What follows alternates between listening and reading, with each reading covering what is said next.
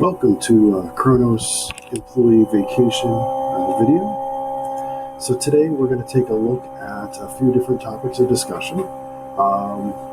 First, we're going to take a look at PTO balances that we are going to enter those into Kronos at some point between October 22nd and November 6th of 2020. The next topic, as of check date 11/6/2020, we'll transition to a new accrual method that's easier to use and understand. I think for the last several years, the average employee doesn't understand how our current system of accruals works. It is very confusing. It's very cumbersome. It's an old system, and we're going to update to a newer system or method of accruing vacation time, which basically matches the way that we accrue sick time currently. Another reason for it, the SLC balances in Kronos, those are confusing because the balances show one thing, but it may not be 100% correct. In other entities that have been in other systems, you may or may not be able to see your balances. Some of the balances show on checks, but your accrual balances typically didn't. It was just a very confusing system for everyone, so we're going to move to something that'll be much easier to understand moving forward. And then another major point, no one's going to lose any balances that are already earned. They're going to be easier to see. So we're going to move on and talk about this a little bit further. So balances entered into Kronos. So for LVS, L&R, and V&A employees, currently as of today, there are no balances in Kronos. They'll be entered ASAP after the 10/23 paycheck is processed. So somewhere between October 22nd and that 11/6 date, we're going to populate all those fields with our vacation and sick time balances. But we can't do it yet because there's still an accrual for everybody to happen, that 10/23 paycheck. For all SLC employees, there are balances in Kronos. But they're there, but they've always been confusing because they don't perfectly align to our current old system or method of tracking accruals and vacation, personal time, sick time. So Kronos was never able to fully show those balances that were earned in the other system. So this will be corrected as well as we'll move to into this new accrual method that will work very well with Kronos. So as we transition to this new accrual method, we will be sending out the policy with this video. But what are we going to do? So one, any employee that has both vacation and personal time, we're going to add them together. So available vacation and available personal will be added together, and this will be called vacation moving forward.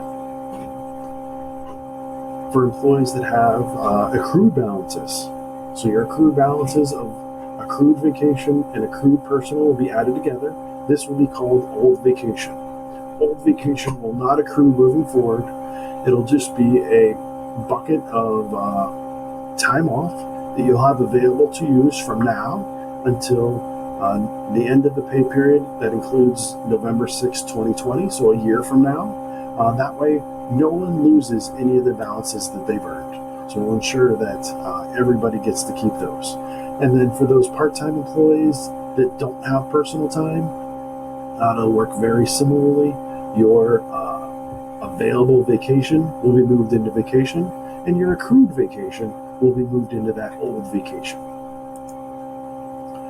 So other things with the transition to the new accrual method, vacation will be earned every pay period, very similar to sick time. So with sick time currently, every pay period, employees earn a percentage more vacation, and it's immediately available to them. So just like sick time, that amount's accrued every pay, it's immediately available. Vacation is going to work like that moving forward. The accrual amounts will be different. The accrual rate will be based on the employee's position, the employee's status, and the years of service, and that will be outlined in the policy that's attached to this video.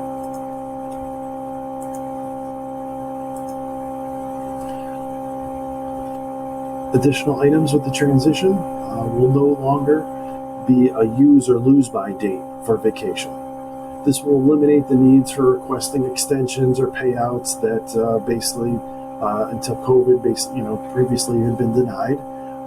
It'll eliminate all those. Instead, there's basically going to be a maximum balance based on years of service. Position. So with that maximum balance, employees can earn up to that amount, but by using a piece, it would be very easy to stay under those amounts. The other thing to note, as we had previously mentioned, old vacation will go away entirely in November of 2021. Old vacation was only created so employees wouldn't lose those current accruals from our old systems. They'll be there, employees can use them, but they will go away. So after November 2021, it'll be very simple. We'll just have two different categories of paid time off. There'll be vacation and there'll be sick. But to reiterate, no one will lose balances that have already earned. They will just be moved as previously discussed. So thank you for watching our employee vacation video for Kronos, and please see the attached policy for vacation and old vacation moving forward.